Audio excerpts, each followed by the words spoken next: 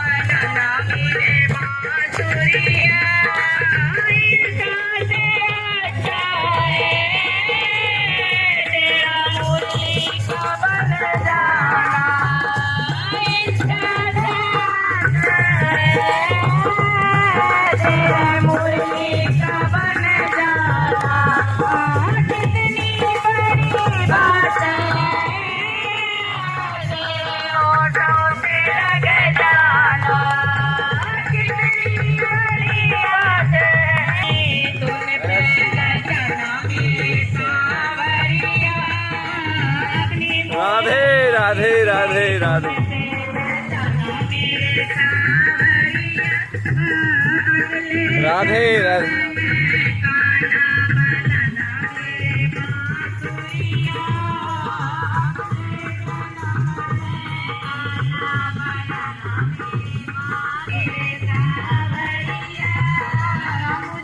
राधे राधे भैया, राधे राधे, राधे राधे, वाह जी वाह वाह।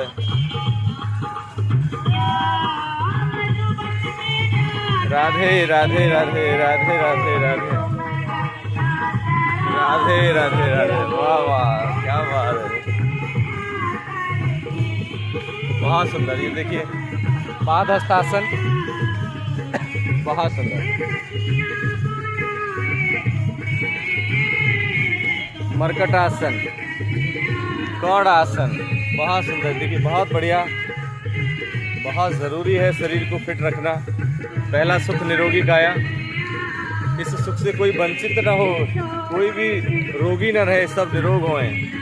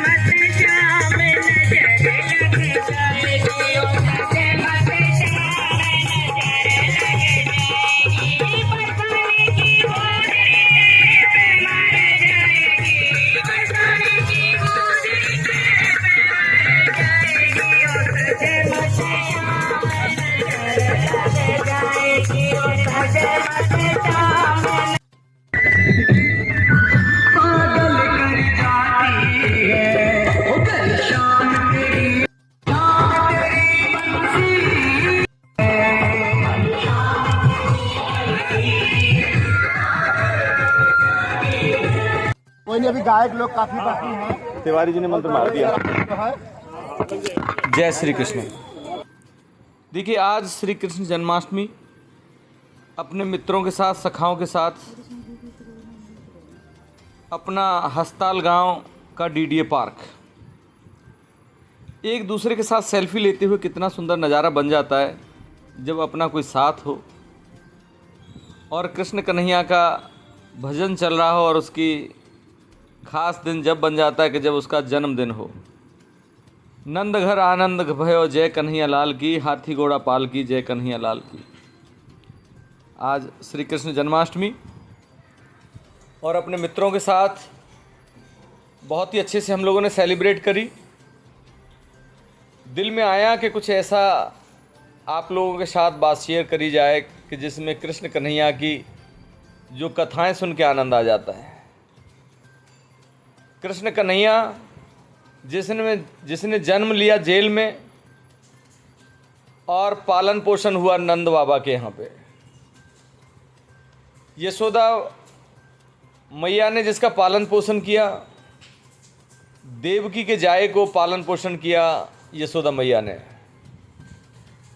और कृष्ण कन्हैया की एक खास बात कि कभी उन्होंने इस बात का मलाल नहीं किया कि मैंने जेल में जन्म लिया, मुझे गाय चरानी पड़ रही हैं।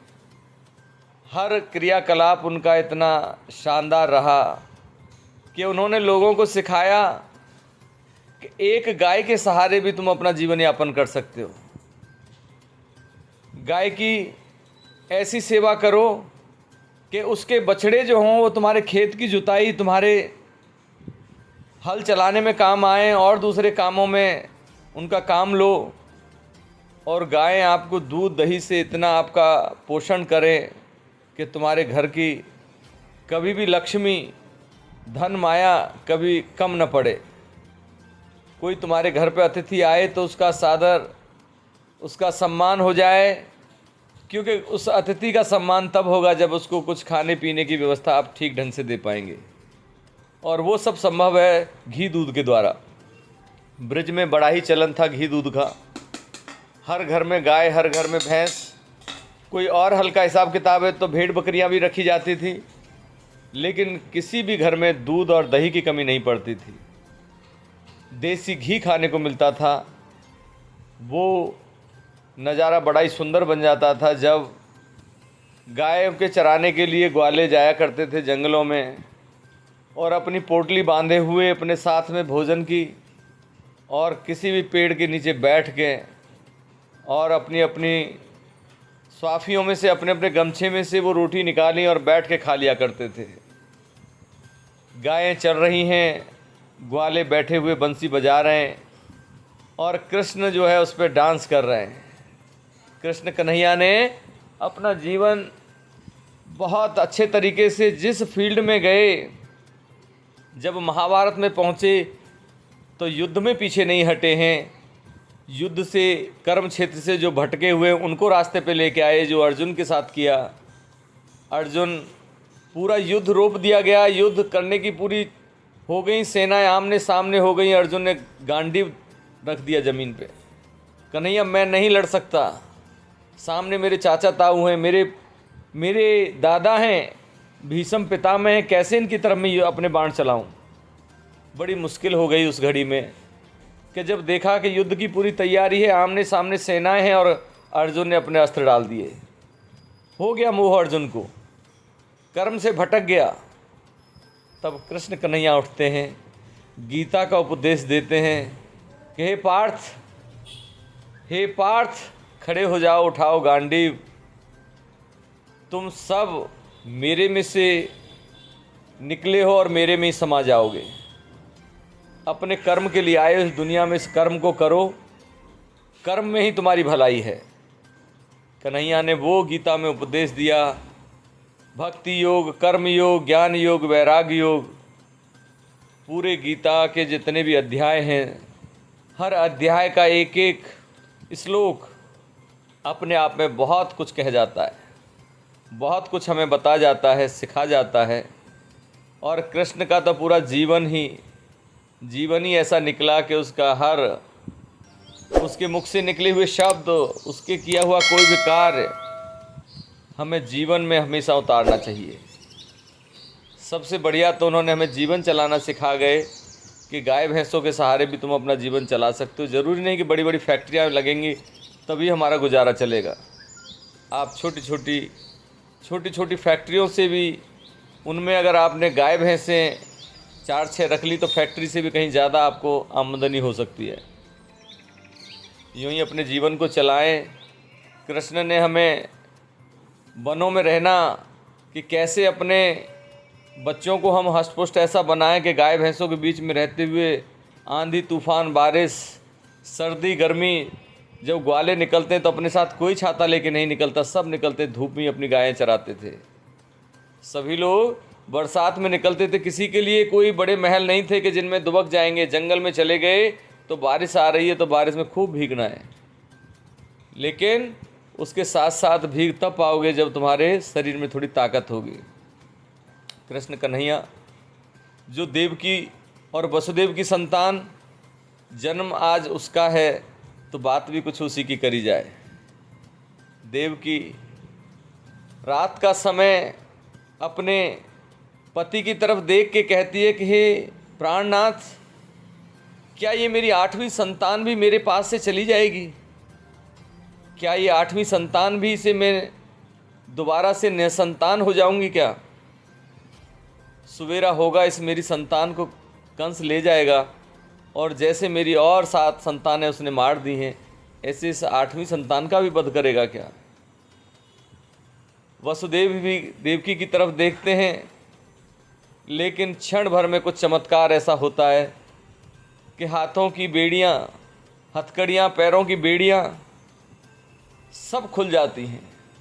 जो सालों से जकड़े हुए थे उन हथकड़ी और बेड़ियों में, वो सब खुल गई अपने आप। दरवाजे सब खुल गए, पहरेदार सो गए। तो वसुदेव कहते हैं देवकी कुछ ऐसी कुछ योग बन रहा है, ऐसी कुछ माया हो रही है परमपिता परमात्मा की, कि जो हमने सालों से इन हथकड़ियों में, इन बेड़ियों में जकड़े हुए थे, अपने आप खुल गई हैं।